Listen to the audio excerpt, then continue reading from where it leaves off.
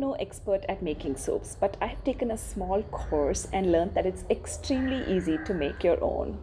The best part about this is that you can actually customize it to your liking by adding your favorite fragrances, essential oils, active ingredients, and some dried herbs as well. Handmade soaps are definitely preservative and chemical free, and making your own batch definitely reduces the carbon footprint.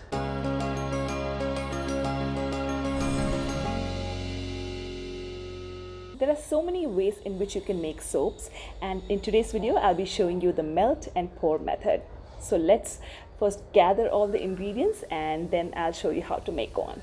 The main ingredient for making soap is the soap base. I'm using a translucent one and making 6 bars of soap, for which I'm weighing out about 450 grams of the soap base.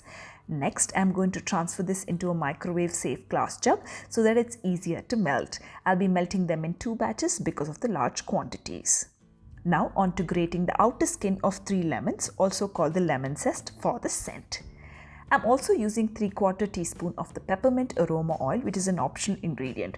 Remember, aroma oils are used for the scent and essential oils come with benefits, so they both are very different. You will also need a soap mold in the shape of your choice that is easily available online. I'm using an oval shape here, which weighs about 80 to 100 grams per soap.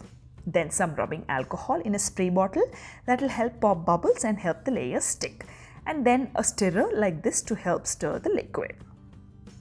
Now on to making the soap. To begin, add the grated lemon zest into the container with the soap base.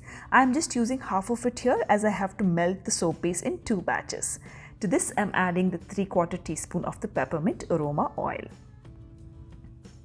Keeping your stirrer handy, now place the jug in the microwave and set the timer for about 3 minutes, checking halfway through. 2 minutes is more than enough, but just making sure. You can also melt the soap base on your stovetop using the double boiler method.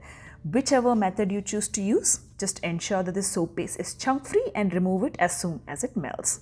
Allow this to cool for a bit by stirring it. The color dissipated here is from the lemon zest and is completely natural.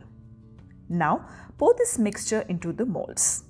I have also decided to add some pop of color by adding some fresh mint leaves and then poured my second batch in.